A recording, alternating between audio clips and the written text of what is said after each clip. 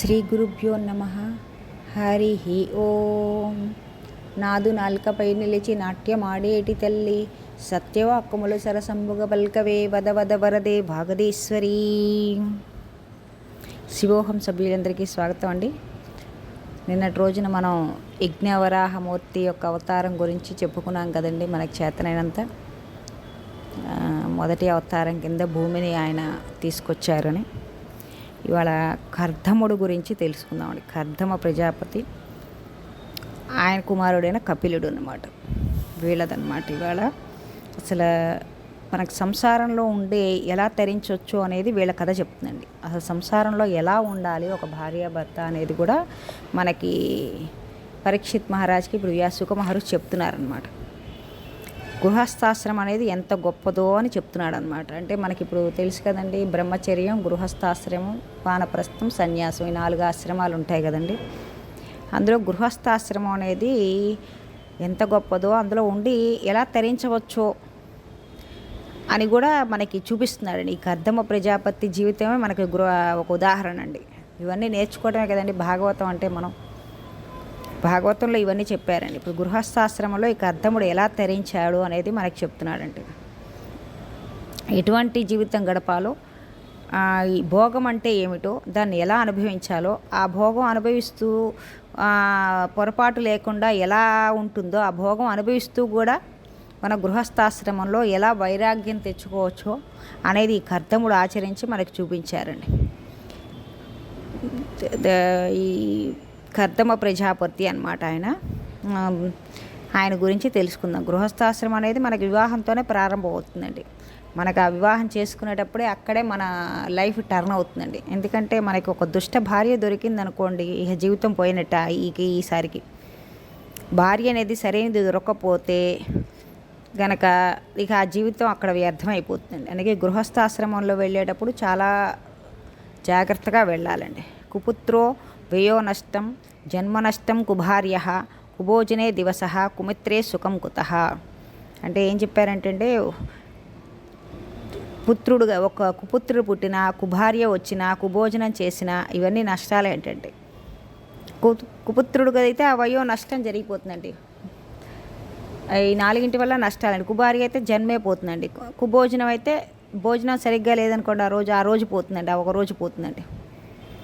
అలా అందుకనే కుమిత్రి అంటే వాడికి సుఖం ఉండదు. మిత్రుడు సుఖంగా లేక మంచివాడు దొరకకపోతే వాడికి సుఖం అనేది. ఈ 4 కరెక్ట్గా ఉండాలంటండి. ఇప్పుడు పుత్రుడు మనకి మంచిగా జన్మించాలి, భార్య మంచిగా రావాలి, ఒక భోజనం సరిగ్గా చేయాలి, మనం ఒక మిత్రుని మంచిగా ఎంచుకోవాలండి. ఈ నలుగురు ఒక వ్యక్తి తన జీవితంలో తరింప చేయడానికి చాలా సహాయం అంటండి. ఇప్పుడు స్వయంభూ బ్రహ్మగారు, నిన్న చతుర్ముఖ బ్రహ్మగారు మన సృష్టిని స్థాపించడం చూసాం కదండి. అందులో ముందు సంకల్ప సృష్టిలో ప్రజాపతులను సృష్టించారని చెప్పాం కదండి. సంకల్ప సృష్టిలో అందులో ఆ ప్రజాపతుల్లో కర్దమ ప్రజాపతి అని ఒకరు ఉండారండి. ఆయన మహాయోగ పుంగోడండి. ఆ కర్దమ ప్రజాపతి ఒక ఆయన్ని సృష్టింపజేశారు. అందులో ఆ బ్రహ్మగారు ఒక మాట చెప్పారు, నువ్వు ప్రజోత్పత్తి చేసి ఇంకా సృష్టి కార్యాన్ని నిర్వర్తించు, నీకు అనుకూలమైన శీలవతి అయిన భార్యని తీసుకుని సంతానం స్వీకరించి ఇంకా సృష్టిని కొనసాగింపుము, ఇది నా కోరిక అన్నాడండి. నిన్న చతుర్బ్రహ్మగారే కదండి మన సృష్టి స్థాపించడానికి ఇలా సంకల్ప సృష్టి చేశారు ఫస్ట్, తర్వాత మైథున సృష్టి చేశారని చెప్పుకున్నాం కదండి. అదే అన్నమాట. ఇప్పుడు సరే, బాహ్యంలో కర్దమ ప్రజాపతి జీవితం ఇప్పుడు కర్దముడిని ఆదేశించారు కదండి. ఇప్పుడు కర్దముడు అనుకుంటున్నాడు, నా తండ్రి గారు నన్ను అన్నారు, ఇప్పుడు నన్ను వివాహం చేసుకుని గృహస్థాశ్రమంలో ప్రవేశించి నన్ను ఒక బిడ్డల్ని కనమన్నారు, అందుకే నేను ఇప్పుడు సంతానం కానీ గృహస్థాశ్రమంలోకి వెళ్ళి సంతానమును కనాలి అనుకున్నారనమాట కర్దమ ప్రజాపతి. తండ్రి గారు మరి చెప్పారు కదండి, ఆ తండ్రి గారి మాట వినాలి. దానికోసం కర్దమ ప్రజాపతి పెద్ద యోగపుందుడు, పెద్ద జ్ఞాని అండి. ఆయన తపస్సంపన్నుడు అండి. ఆయన సరే అప్పుడు సరస్వతీ నదిన కూర్చుని ఆయన తండ్రి మాట చెప్పారు, పాటించాలనుకున్నాడు. ఇంకా పిల్లని వాళ్ళు ఎవరిని ఆయన బ్రహ్మగారు చూడలేదు, ఎవరు చూడలేదు. ఇంకా చేసుకోమని మాట చెప్పి వెళ్ళిపోయారు అంతే. అప్పుడు సరస్వతీ నదికి తీరాన కూర్చుని శ్రీమన్నారాయణ గురించి ఆయన చాలా సంవత్సరాలు తపస్సు చేశారంట. ఆ తపస్సు చేసేసరికి స్వామి ప్రత్యక్షమై, ఇక్కడ మనం ఏంటంటే కథలో భలే ఇక్కడ ఆశ్చర్యం ఏంటి అంటే, ఆయన తపస్సుకు మెచ్చి భగవంతుడు కనబడితే మనకి ఇప్పుడు ఏంటంటే భగవంతుడి ముందు పూజ చేస్తున్నాం అనుకోండి, ఆనంద బాష్పాలు మనకు వస్తాయి ఆయన చూడంగానే. సహజంగా ఆయనకి మంచి భావనతో పూర్తి చేస్తున్నప్పుడు ఆనంద బాష్పాలు వచ్చేస్తాయి ఆ పూజలో మనకు కూడా. అలాగే ఆ తపస్సు చేసి ఆయన ప్రత్యక్షమయ్యారు అప్పటి రోజుల్లో. ప్రత్యక్షంగా ఆనంద బాష్పాలు ఎవరికి రావాలి? కర్దముడికి రావాలి. కానీ అక్కడ విచిత్రం ఏంటయ్యా అంటే శ్రీమన్నారాయణకి వెంట ఆనంద బాష్పాలు జారువాడాయంటండి. అది ఎంత విచిత్రమో చూడండి. అంటే ఆ శ్రీమన్నారాయణ అలా జాలువారాయంటండి. అది సరస్వతి నది దగ్గర కూర్చుని కర్దమ ప్రజాపతి తపస్సు చేస్తున్నాడు కదండి. ఆ శ్రీమన్నారాయణుడు నుంచి జాలువారిన బాష్ప బిందువులు అక్కడ ఒక సరోవరంగా ఏర్పడిపోయారంటండి. అది సరస్వతి నది చుట్టూ ప్రవహిస్తూ ఉంటుందంటండి. ఆ సరోవరమే బిందు సరోవరం అంటారంటండి. శ్రీమన్నారాయణ నుంచి జాలువారిన ఆనంద బాష్పాలు బిందు సరోవరంగా మారిపోయాయంటండి. ఎందరో భక్తులు చూశారు, కానీ ఈ కర్దమ ప్రజాపతిని చూసి ఎందుకు ఇలా సంతోషపడిపోయారు ఆయన? ఎందుకు శ్రీమన్నారాయణకి అంత ఆనంద బాష్పాలు అంటే ఆయన గురించి ఆయనకు ముందే తెలుసు కాబట్టి ఈయన ఎలా ఉంటారు అనేది. ఇప్పుడు కర్దమ ప్రజాపతి మాట్లాడి హేతు ఇప్పుడు పరమాత్మను చూసి కర్దమ ప్రజాపతి, ఈశ్వర నువ్వు కాలస్వరూపుడు అంటారు, కాలమును నువ్వే కదా, ఎవరి చేత ఈ కాలం ఆపబడదు, ఎవరి మాట వినదు, ఈ కాలంకి అంతే కదా రాగద్వేషాలు ఉండవు, దాన్ని ఆపేవాళ్ళు అనేవాళ్ళు దానికి శత్రువులు ఎవరు ఉండరు, ఎవరేమన్నా సరే దాని పని అది వెళ్ళిపోతూనే ఉంటుంది, అది అలా ప్రవహించి వెళ్ళిపోతూనే ఉంటుంది. అలా వెళ్ళిపోతున్న కాలంలోనే మన జీవనం వస్తూ ఉంటాం, వెళ్ళిపోతూ ఉంటాం, అంతే కదండి. కాలం అనేది మనకి ఏది ఆగదు. దుఃఖం ఉందని కాలం ఆగదు, సంతోషం ఉందని కాలం ఆగదు, ఒక మనిషి వెళ్ళిపోయారని కాలం ఆగదు. అసలు కాలం ఏ రోజైనా ఆగిపోవటం అనేది ఉండదన్నమాట. ఒక గంట ఆగిపోతుందండి, మనకు ఆగదు కదా, గడుస్తూనే ఉంటుంది. అది ఆ గంట మనకు దుఃఖంలో గడిచినా ఆనందంలో గడిచినా వెళ్ళిపోతూ ఉంటుంది అంతే. ఆ గంట కాలం అనేది ఆగదు ఎక్కడ. ఒక మహాత్ముడు వచ్చాడని ఆగదు, ఓ మహాత్ముడు వెళ్ళిపోయారని ఆగదు. దానికి సంతోషం ఉండదు. ఈ కాలం ఈ సంతోషంగా ఉంది ఇక్కడ ఆగిపోదాం అని అనుకోదు. ఇలా ఈ దుఃఖంగా ఉందని వెళ్ళదాన్ని నడిచి వెళ్ళిపోతూనే ఉంటుంది. ఈ కాలస్వరూపుడే అందుకే భగవంతుడండి. ఈ అల్పమైన భోగాలను మనం ఏంటంటే ఈ కాలం వెళ్ళిపోతున్న కాలంలో మనం ఏంటంటే ఈ భోగాల్ని తాదాత్మ్యం చెందకుండా నిన్ను చేరాలి, నువ్వే కాలస్వరూపుడివి, నీ స్వరూపం ఈ కాలంలో నిన్ను అనుష్ఠించి నిన్నే చేరుకోవాలి అని మనకు ఒక భక్తిభావం కలగాలండి. భక్తిభావంతో గృహస్థాశ్రమంలోనే ఉండొచ్చండి. గృహస్థాశ్రమం నుండి భోగంలో అనుభవించి ఆ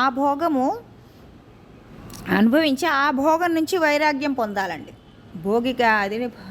భోగి కానివాడు యోగి కాలేడు అంటారు కదండి. అలాని భోగములు అనుభవించిన తర్వాత వచ్చే వైరాగ్యం చాలా స్టాండర్డ్గా ఉంటుందండి.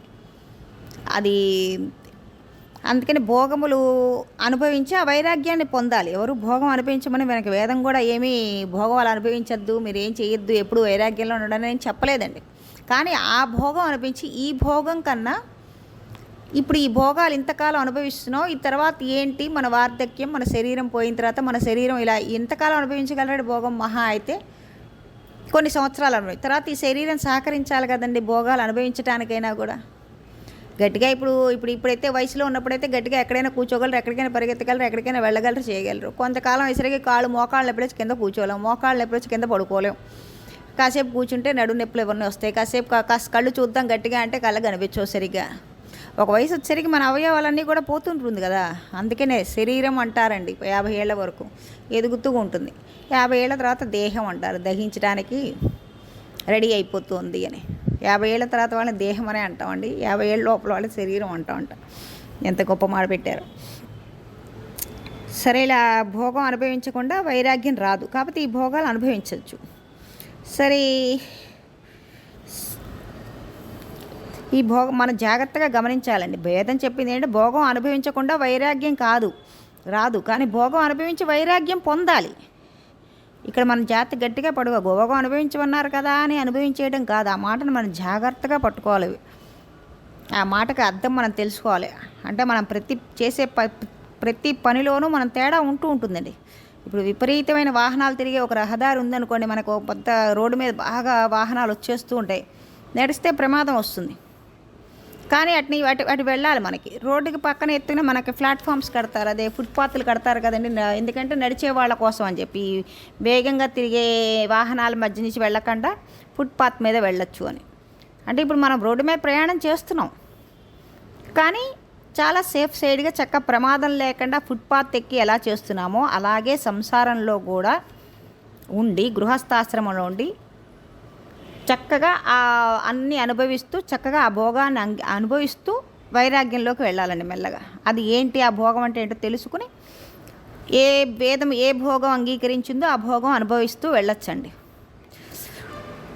అందుకే గృహస్థాశ్రమం స్వీకరించి భోగాలు చేసుకోవచ్చు అని చెప్పారండి. అందుకే సృష్టి అంటేనే అంతే కదండి. గృహస్థాశ్రమంలోకి సృష్టి మరి కొనసాగించాలి అంటే గృహస్థాశ్రమంలోకి వెళ్ళాలి. గృహస్థాశ్రమంలోకి వెళ్ళి కొన్నాళ్ళు భోగం ఎంపించి ఈ భోగములు ఇంకా ఇంతే, ఈ భోగములు ఎన్నాళ్ళు అనుభవిస్తామని ఒక రకమైన వైరాగ్యం మనంతా మనకు కలగాలండి మన పరిశీలన ద్వారా. సరే, ఇప్పుడు మన గృహస్థాశ్రమంలోకి వెళ్ళాలంటే ఏంటంటే ఒక కూతురు సత్ప్రవర్తనగా ఉందనుకోండి, తండ్రి తరించిపోతాడంటండి. సీతమ్మ తల్లి వల్ల ఏంటంటే జనక మహారాజు కూడా తరించారండి.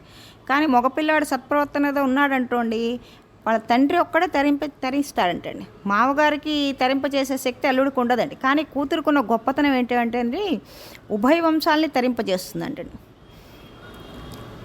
ఇద్దరి ఆడపిల్ల మాత్రమే ఇద్దరిని ఉద్ధరించగలదు. అటు పుట్టింటి వాళ్ళని ఉద్ధరించగలదు, తన ధర్మం పాటిస్తూ అటు మగపిల్ల వాళ్ళని అత్తగారింటి వాళ్ళని ఉద్ధరింప చేయగలదండి. అటు అందుకే కన్యాదాత కొన్ని ప్రమాణాలు చేస్తాడండి. ధర్మేచ, నువ్వు ధర్మం చేసేటప్పుడు ఈవెను ఉపకరంగా తీసుకోగలవా అని అడుగుతారండి.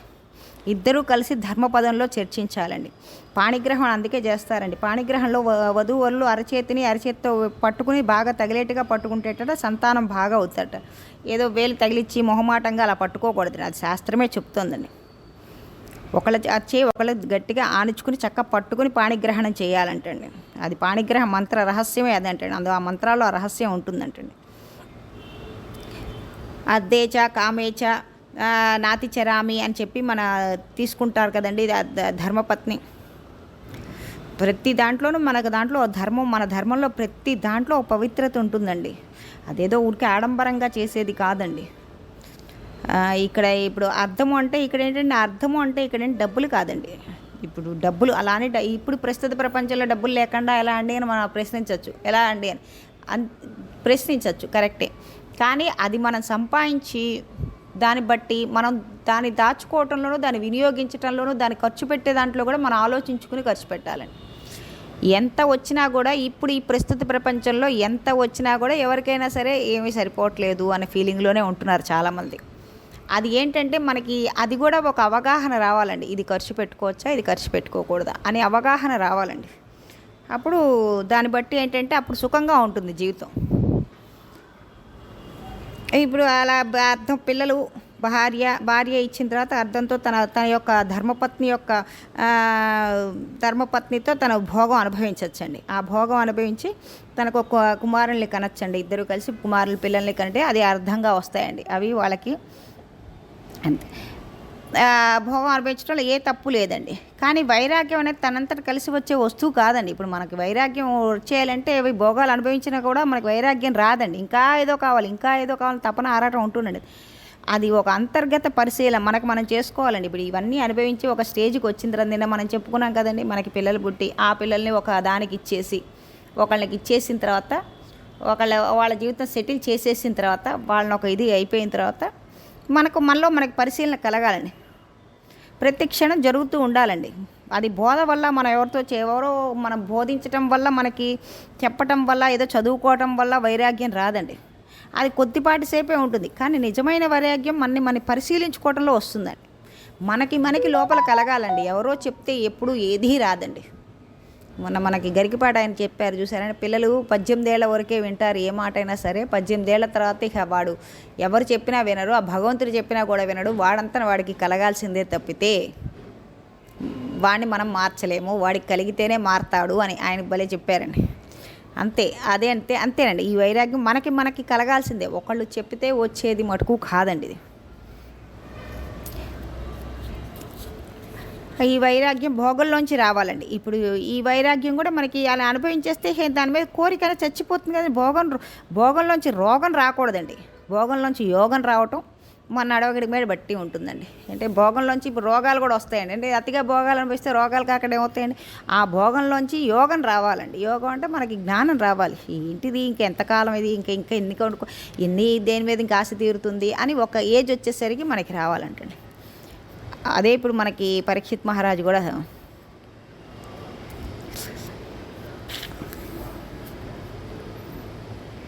వైరాగ్యం అనేది మనం పరిశీలన చేస్తూ ఉండాలంటండి.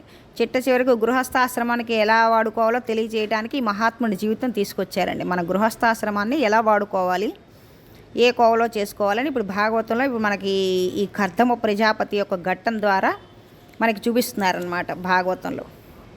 అందుకే భాగవతంలో ప్రతి ఘట్టం చదువుకున్నా కూడా ఏదో ఒక ఫలితం మనకి మనసుకి అందు తీరుతుందండి. ఇప్పుడు మనం కథలోకి వెళ్తే ఏంటంటే కర్దమ ప్రజాపతి శ్రీమన్నారాయణని అడిగా తపస్సు చేశాడు కదండి. నాయన నీకేం కోరికలు ఇంత తపస్సు చేసావని అడిగినప్పుడు నేను అదే బ్రహ్మగారి చేత సృష్టించబడ్డాను. మా నాన్నగారు నాకు ఒక కర్తవ్య ఉపదేశం చేశాడు. నన్ను ప్రజాపతి నన్ను ప్రజోత్పత్తి చేయమన్నాడు, అంటే సంతానం కనమని చెప్పారు. నా తండ్రి గారి మాట నేను పరిపాలించాలి కదా, కాకపోతే నాకు సౌశీల్యమైన భార్య కావాలి. ఆవిడ ఎక్కడ ఉంటుంది, నేను ఎవరిని పెళ్లి చేసుకోవాలి, ఎవరితో నా సంసార జీవితాన్ని ప్రారంభించాలి అని అడిగారంటండి శ్రీమన్నారాయణని. చూసారు ఎంత గొప్ప మాటగా అడిగారు. కొడుక్కి భార్య తేవటానికి అధికారం ఒక తండ్రికే ఉంటుందండి. తండ్రి తన కొడుక్కి ఒక నడవడికి తెలుసు కాబట్టి ఎలాంటి భార్యను తెస్తే, ఎందుకంటే తన కొడుకు ప్రవర్తన తన దగ్గర 20 ఏళ్ళు పెరుగుతాడు కాబట్టి తన కొడుకు ఎలా పెరుగుతున్నాడు, ఎలా ఉంటున్నాడు, ఎలాంటి భార్యను తెస్తే వీడికి సరిపోతుంది అనుకుని ఒక తండ్రికే తెలుస్తుందంటే. అందుకే తండ్రి కోడల్ని తెచ్చేటప్పుడు ఎప్పుడు తండ్రి తన కొడుకు ప్రవర్తన బట్టి మన కోడల్ని తెచ్చుకోవాలంటండి. ఎంత బాగా చెప్పారో చూడండి. అసలు భాగవతంలో తండ్రికే అధికారం ఉంటుందంటండి, కోడల్ని సెలెక్ట్ చేసే అధికారం తండ్రికే ఉంటుందంటండి. అది తండ్రి తన కొడుకు యొక్క సౌశీల్యం చూస్తాడు కదండి. అందుకని ఈ అమ్మాయి అయితే ఇప్పుడు రోజుల్లో ప్యాకేజీలు, ఇప్పుడు అల్లుడిని చూసుకోవాలంటే వీళ్ళు ప్యాకేజీలు, కోడల్ని చూసుకోవాలంటే ఆ అమ్మాయి ఎంత సంపాదిస్తుంది. ఇప్పుడు ప్రపంచం అంతా పోకడ మారిపోయింది కలిపురుష ప్రభావం వల్ల. ఇప్పుడు మనం దాన్ని తప్పు పట్టలేము, అలా అని కాదనలేము. సరే, ఇప్పుడు ఈ కర్దమ ప్రజాపతి అన్నాడు, నన్ను గృహస్థాశ్రమంలోకి వెళ్ళమని చతుర్ముఖ బ్రహ్మగారు చెప్పారు కదా, కానీ పిల్లని చెప్పలేదు. అందుకని ఆ పిల్ల సౌశీల్యవతో ఏ పిల్లని వివాహం చేసుకుని తరించానో దయచేసి చెప్పండి అన్నారు. అప్పుడు చాలామంది భోగమే పాడు చేస్తుంది, ఆ భోగం పాడు చేయకుండా నీతో కలిసి నడవలసిన సౌశీల్యవతి నీకు నేను చెప్తాను అని చెప్పి అప్పుడు సౌశీల్యవతి అనే ఒక స్త్రీ గురించి నీకు చెప్తాను. అప్పుడు శ్రీమన్నారాయణ అంటండి, శ్రీమన్నారాయణ అప్పుడు చెప్పాడంట. ఆయన ఎవరంటే నీకు కర్దమ అదే స్వయంభూ మనువు యొక్క కూతురు, ఆయనకి 3 కూతుర్లు ఉన్నారు. నేను స్వయంభూ మనువు గురించి చెప్పుకున్నాం కదండి. స్వయంభూ మనువు 3 కూతుర్లు ఉన్నారు. శతరూప ఆవిడ భార్య, ఆవిడకి 3 కూతుర్లు ఆయనకి 3 కూతుర్లు ఉన్నారు. ఆ 3 కూతుర్లో ఆకుతి, దేవహుతి, ప్రసూతి అనేది 3 కూతుర్లు. ఆ దేవహుతి అనే ఆవిడని రేపు తీసుకొచ్చి నీ దగ్గరికి వస్తారు. వాళ్ళు వచ్చినప్పుడు ఆయన పిల్లని అడుగుతారు దేవహుతిని చేసుకోమని. ఆ పిల్లని చేసుకో, నీకు మంచి జరుగుతుంది అని చెప్పి శ్రీమన్నారాయణుడు చెప్పి వెళ్ళిపోయారంటండి. అందుకని అప్పుడు సరే అని ఇంకా అలా చెప్పి వెళ్ళిపోయారు. శ్రీమన్నారాయణకి కర్దమ ప్రజాపతి స్తోత్రం చేసి ఆయన పాటికి ఆయన తపస్సు చేసుకుంటూ అలా కూర్చుంటే ఇప్పుడు అక్కడికి స్వయంభూ మనువు గారు ఒకరోజు వచ్చారండి. స్వయంభూ మధువు గారు అంటే వయసులో పెద్దవారు, కానీ జ్ఞానంలో మటుకు కర్దమ ప్రజాపతే పెద్దవాడు. ఎందుకంటే బ్రహ్మగారు సృష్టించిన ప్రజాపతుల్లో ఈయన ఒకరండి. కర్దమ ప్రజాపతి ఈయన ప్రజాపతుల్లో ఒకరు కదా. అందుకని సరే వచ్చారు. వచ్చిన తర్వాత స్వయంభూ మనువు గారు అప్పుడు చెప్పారు, నా కుమార్తె అయిన దేవహూతిని కుమార్తెని మీరు చేసుకోవాల్సింది, వివాహం చేసుకోవాల్సింది. నాకు నారదుల వారు, ఆయనకేమో నారదుల వారు వచ్చి నీ కుమార్తెని ఇలా కర్దమ ప్రజాపతి దగ్గరికి ఇవ్వు, ఆయన చాలా మంచి తపశ్శక్తి ఉన్నవారు, నీకు మేలు జరుగుతుందని నారదుల వారు చెప్పారండి. అందుకని నా కుమార్తెలైన దేవహూతిని అని మీదికి ఇద్దామని వచ్చానండి అని చెప్పి ఆయన కుమార్తె గురించి పెద్దగా ఏమీ చెప్పుకోలేదు కానివ్వండి. యథార్థానికి దేవహూతి మంచి సౌందర్యవతి, అందగత్తె కూతురు, బాహ్య సౌందర్యం గురించి ఆయన ఏం చెప్పలేదండి. నారదుడు మీ గుణగుణాలు చెప్పారు, అందుకని మీకు భార్య అయ్యే యోగ్యత తినకు ఉంది అని చెప్పి నేను తీసుకొచ్చి మీకు అడుగుతున్నానండి అన్నాడు. సరే, అందుకని సరే భార్యగా స్వీకరించాలనగానే కర్దమ ప్రజాపతి సరే అని అన్నాడు. నాకు కూడా శ్రీమన్నారాయణ ఇలాగే చెప్పారు వస్తుందని అని. అందుకని ఇప్పుడు కన్యాదానం స్వయంభూ మనువు వారు చేశారండి. ఇప్పుడు కన్యాదానం చేసేటప్పుడు ఎప్పుడు మనం ఆడపిల్లని లక్ష్మిగా చూస్తామండి. లక్ష్మిగా తామర పువ్వులో తీసుకుని మేనమావులు బొట్టెత్తి తీసుకొస్తారండి. కూర్చోబెట్టి ఆ మేనమావులు తీసుకొచ్చి బుట్టతో తయారు చేస్తారండి. అల్లుడు కాళ్ళు ఒక పళ్ళెంలో పెట్టి దాని భార్య నీళ్లు పోస్తుండగా వరుణు కాళ్ళు కడిగి తన మీద సంప్రోక్షణ చేసుకుని విష్ణుమూర్తే స్వయంగా అల్లుడిగా దొరికారనుకున్న ఆడపిల్ల తండ్రి మురిసిపోతాడండి. మురిసిపోయి చాలా కన్యాదానం చాలా మురిసిపోతూ చేస్తారంటండి ప్రతి తండ్రి అలాగే అదే స్వయంభూ మనవు కూడా అలాగే చేశారండి. అలాగే నా కుమార్తెను నువ్వు భారీగా స్వీకరించవలసింది అని చెప్పి మంత్రాలతో ఆయన చేతిలో పెడతాడంటండి. అలా మంత్రాలు చదివితే ఆ మంత్రాలతో ఆయన చేతితో వాళ్ళ యొక్క కుమార్తెని స్వయంభూ మనువు గారు కర్దమ ప్రజాపతికి దానం చేశారండి. కళాభ్యాం చూడాభ్యాం శశికళాభ్యాం నిజపతాం ఫలాభ్యాం భక్తకేషు ప్రకటిత ఫలాభ్యాం భౌతుమే అన్నారండి ఈ శంకరాచార్యుడు. భార్యాభర్తలు ఎలా ఉండాలంటేట ఆయన తపస్సుకి ఈవిడ పుణ్యం నోట ఆయన నిజంగా ఇద్దరు ఒకరికొకరు ఎలా ఉద్ధరించుకుంటున్నారో అని అనిపించుకోవాలంటండి. అది అంటండి దాంపత్య జీవితం అంటే. దాంపత్య జీవితం అంటే ఇరువురు ఒక మాట మీద ఉండాలండి. ఇద్దరూ సంప్రదించుకొని ఒక మాట మీదకి రావాలంటండి. అలా ఉండాలంటండి. అది అంటండి దాంపత్యం అంటే. అలా అనుకుని సరే ఇప్పుడు ఈ స్వయంభూ మధుగా కర్దమ ప్రజాపతికి తన భార్యను తీసుకెళ్ళి నీకు ఫస్ట్ స్వయంభూమను గారు ముందే పిల్లని ఇచ్చేస్తానని ఇవ్వలేదండి. పక్కకు ఫస్ట్ తన భార్యను తీసుకెళ్ళి నీకు అంగీకారమైన ఇతను అల్లుడుగా రావటానికి అని అడిగారంటండి. నాకు అంగీకారమే అని చెప్పిందంటండి ఆ శతరూప.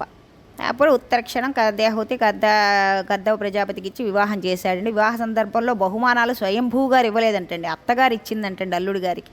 అది ప్రేమ అంటండి. మామగారు ఇవ్వటం కాదండి, అత్తగారు మధువర్కం ఇస్తుందంటండి అల్లుడికి.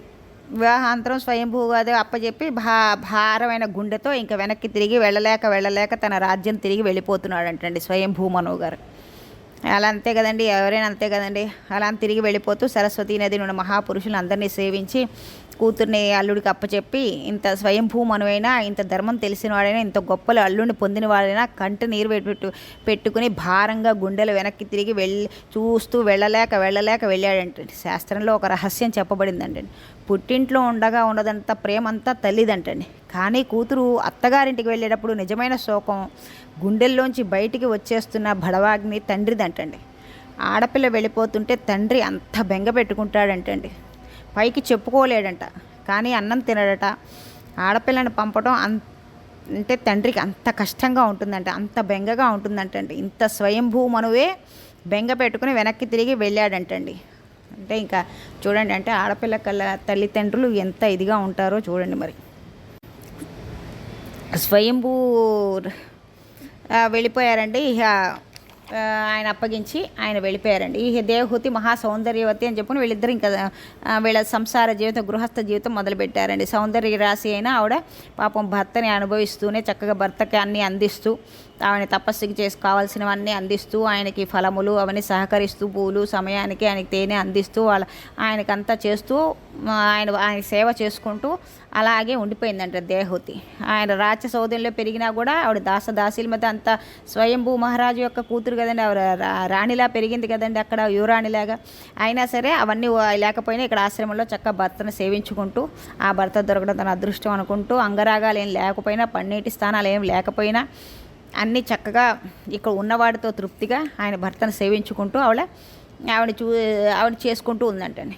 ఆవిడ మంచి అందగత్త అని చెప్పుకున్నాం కదండి. ఈ సేవలు చేసి ఏంటంటే ఆవిడ ఒకరోజు శుష్కించి మరీ శల్యం అయిపోయిందంట, అంత సన్నబడిపోయిందంటండి.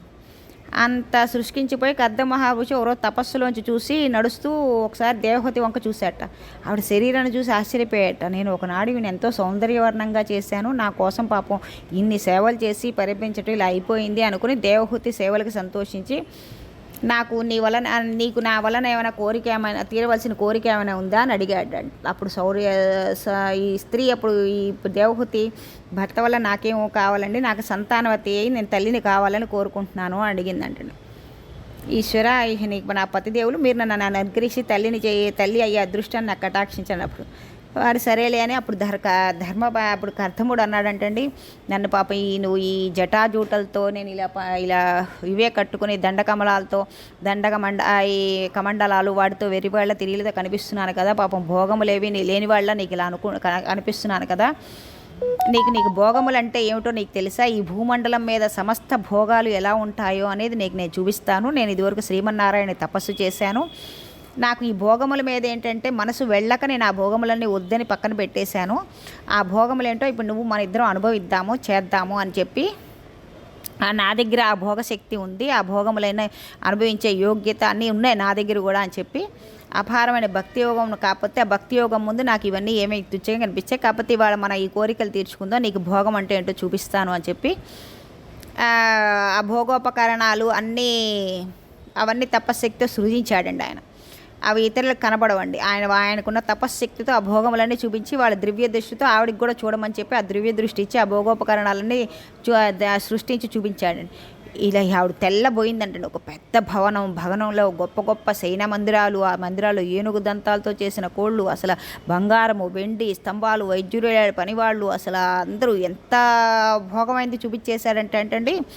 ఇక అక్కడ విమానంలో ఒక పడక, మళ్ళీ సైన్యము, అది ఎవరికి కనిపించకుండా ఉండటం, తినుబండారాలు, మధురమైన ఆహార పానీయాలు, అసలు ఇక చెప్పనే అక్కర్లా ఆ భోగాలకనమాట. అలా అంతటివి చూపించి ఇక వాళ్ళిద్దరూ అందులో ఇక వెళ్ళి ఆ భోగాలన్నింటినీ చూసుకుంటూ ఆవిడ ఎంతో సంతోషపడిపోయి అప్పుడు కర్దమ ప్రజాపతి దేహూతి ఆ బిందు సరోవరంలో స్నానం చేసి, బిందు సరోవరం పుట్టిందని చెప్పాం కదండి, సరస్వతి అప్పుడు మొన్న కన్నీటి బొట్టులకి మునుపు స్నానం చేసి ఉత్తరక్షణం ఆ దేవహూతికి మంచి సౌందర్యం వచ్చేసిందంటండి. ఇక ఇద్దరూ కలిసి కర్దమ ప్రజ ఉత్తరక్షణం ఇద్దరు భోగాలు అనుభవిస్తూ అనే ఆ విమానాలెక్కి తిరుగుతూ అటువంటి అలా భోగాలు అనుభవిస్తూ మధు పదార్థాలు సేవిస్తూ ఆనందంగా క్రీడిస్తూ విమానాలకి మేరు పర్వతాంతా తిరుగుతూ అన్నీ చేస్తూ సంతోషంగా కాలం గడుపుతూ ఉన్నారండి. అలా భోగాలు అనుభవిస్తూ వాళ్ళకి 9 ఆడపిల్లలు పుట్టారంటండి. ఆడపిల్లలు పుట్టేవైతే ఒకనాడు 9 మంది పుట్టిన తర్వాత కర్దమ ప్రజాపతికి ఎన్నాళ్ళ నుండో ఈ భోగం అనుభవిస్తున్నావు, నీకు గుర్తుందా దేవహూతి అని అడిగాట. సమయం క్షణంలా గడిచిపోయిందండి. నిజమే, మనకి 9 మంది ఆడపిల్లలు జన్మించారు, వాళ్ళు పెద్ద పిల్లలై ఈడుకు వచ్చారు, జ్ఞాపకమే రాలేదు, కాలం క్షణంలా గడిచిపోయింది. అంటే సంసార భోగంలో ఉన్నవాడికి కాలం అనేది గడిచిపోతూ ఉంటుందండి. కాలం నడిచి వెళ్ళిపోతూ ఉంటుంది. ముందే చెప్పుకున్నాక కాలం అనేది ఆగదని. వార్ధక్యం వచ్చేస్తుంది, కొడుకు ఉద్యోగం రావాలి, మనవడికి చూడాలని కోరికలు కోరుతూనే ఉంటాం. కాలం నడిచిపోతూ ఉంటుంది, కానీ మన శరీరం కూడా జర్జరీభూతం అయిపోతూ ఉంటుంది. ఇక కర్దమ ప్రజాపతికి మనకి తేడా ఎక్కడంటే నిన్ను భోగాలు అనుభవిస్తూ ఆయన భోగాలు కాదని మనసులో నిరంతరం తలుచుకుంటూ అనుభవించాడంటండి. ఆయన చేసింది ఏంటయ్యా అంటే ఇవన్నీ అనుభవిస్తున్నాడు ఆయన. ఇవన్నీ క్షణికములు, ఇవన్నీ భోగాలు కాదు అని మనసులో తలుచుకుంటూ ఈ భోగాన్ని అనుభవించారు. వైరాగ్యాన్ని బాగా ఏర్పరచుకుంటూ వచ్చారు. ఇవన్నీ నిలిచేవి కాదు, మనం ఏంటో వీటి మీద తాపత్రయపడుతున్నాం, సరే కానీ అనుకుంటూ అలా అనుభవించుకుంటూ వచ్చాడనమాట. వైరాగ్య భావన మనసులో ఉండిపోయింది ఆయనకి. అప్పుడు అందుకని ఆయన అనుభవించిన భోగములు చాలావా, ఇంకా ఈ భోగములు మనం మార్చి అనుభవిస్తూనే ఉన్నాం కదా, ఇంకా అనుభవిస్తూ పోతే ఒకనాడు ఈ శరీరం కూడా పడిపోతుంది. అప్పుడు మనం ఎవరు ఉద్ధరించే వాళ్ళు ఎవరు ఉంటారో, అందుకని దేవహూతి నేను సన్యాసం తీసుకుని వెళ్ళిపోతాను, నీకు తండ్రికి వివాహ సమయంలో సంతానం కలిగే వరకే దేవహూతితో ఉంటానని మాట ఇచ్చాను కదా, మనకి 9 ఆడపిల్లలు పుట్టారు, నేను ఇక సన్యాసానికి వెళ్ళిపోతాను అన్నట్ట. ఎందుకంటే సన్యాసానికి వెళ్ళేప్పుడు భార్య అనుమతి, తల్లి అనుమతి తీసుకునే వెళ్ళాలటండి. అందుకని నిరంతరం భోగము ఇది భోగం కాదు అని పరిశీలించడం నా లోపల వైరాగ్యం బలపడింది, అందుకని సన్యాసం వెళ్తాను అని. ఏమి ఆశ్చర్యం, అప్పుడు అందట దేవహూతి ఏమి ఆశ్చర్యం, ఇద్దరం కలిసే భోగాలు అనుభవించాం, ఇద్దరం కలిసే సుఖాలు అనుభవించాం, ఇద్దరం కలిసే విమానంలో తిరిగాము, ఇద్దరం కలిసే పిల్లల్ని కన్నాము, నీకు పైకి చెప్పకుండా భోగం అనుభవిస్తూ కూడా అదే భోగం కాదని పరిశీలన చేశావు, ఇంత వైరాగ్యం వచ్చేసావు, సన్యాసం తీసుకుంటాను వెళ్తున్నావు, నీ వంటి మహాత్ముడితో నేను ఇంతకాలం గడుపుతూ ఉన్నా నాకు అసలు ఆలోచనే రాలేదు, సత్పురుషులతో సంసారం చేస్తూ కూడా నీలో ఉన్న ఆలోచన నాకు రాలేదు, నా జీవితం వెళ్ళిపోయింది, నువ్వు పండిపోయి ఇవి భోగాలు కాదు తుచ్చములు అని స్థిర నిర్ణయానికి వచ్చి గొప్ప వైరాగ్య సంపత్తితో వెళ్ళిపోతున్నాను అంటున్నావు, నిన్ను ఆపను, నువ్వు పండటమే నాకు కావాలి, గృహస్థాశ్రమంలో వచ్చినందుకు నువ్వు పండాలి, అది నా కోరికే, నాకు 9 మంది ఆడపిల్లలు ఇచ్చావు, ఇప్పుడు వీరి యొక్క యోగ్యత వరుణ్ణి తేవాలి కదా, మరి వీళ్ళందరికీ నేను మరి వీళ్ళందరికీ నేను ఒక్కదాన్ని ఏమీ చేయలేను కదా, ఎందుకని ఇంతకాలం నువ్వు ఉన్నావు కదా, నా భర్త ఉన్నాడు గొప్పవాడని చెప్పి నేను తిరిగేశాను, నాకు వైరాగ్యం అంటలేదు, ఇప్పుడు నాకు భర్త చూసుకుంటాడు అని చెప్పి నేను అన్నీ వదిలేశాను, ఇప్పుడు నువ్వు ఉన్న పలంగా ఇలా సన్యాసంతో వెళ్ళిపోతే ఈ ఆడపిల్లలు నేను ఎలా సంబంధాలు చూడను, అందుచేత నువ్వు ఇంటికి రక్షగా నాకు ఒక కొడుకుని ప్రసాదించి వెళ్ళు అందంట. ఆ కొడుకు మరలా నన్ను సంసారం నందు తిప్పేవాడు కాకుండా ఆ కొడుకు నన్ను ఉద్ధరించేవాడు కావాలి, నన్ను కూడా జ్ఞానం వైపు తిప్పేవాడు కావాలి. అటువంటి కూతుర్ని ఇప్పుడు ఆ కూతుర్ని గట్టెక్కించి అటువంటి కొడుకుని ఇచ్చి వెళ్ళవలసిందిగా అని అడిగిందంట. అప్పుడు ఆయన అన్నట, శభాష్, గొప్ప కోరిక కోరావు, నువ్వు అడగవలసింది అడిగావు, కాకపోతే నీ కుమారుని ఇచ్చి నీ కుమారుని ఇవ్వడానికి నేను అంగీకరిస్తున్నానని చెప్పి తత్పరి అర్ధమ ప్రజాపతి యొక్క తేజస్సుతో శ్రీ మహావిష్ణువు దేవహూతి గర్భంలో ప్రవేశించారంటండి. అప్పుడు వరం ఇచ్చారండి, శ్రీమన్నారాయణ నీ కొడుకుగా పుడతాను అని. అప్పుడు గర్భంలో ప్రవేశించి ఆయనకి కపిల భగవానుడు అనే పేరుతో బయటకు వచ్చాడు.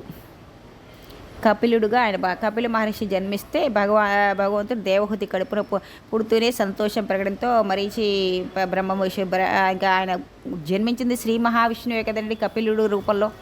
అందుకని అందరూ వచ్చి చతుర్ముఖ బ్రహ్మగారు అందరూ వచ్చి అందరూ సంతోషించారట ఆయన ప్రవేశించగానే.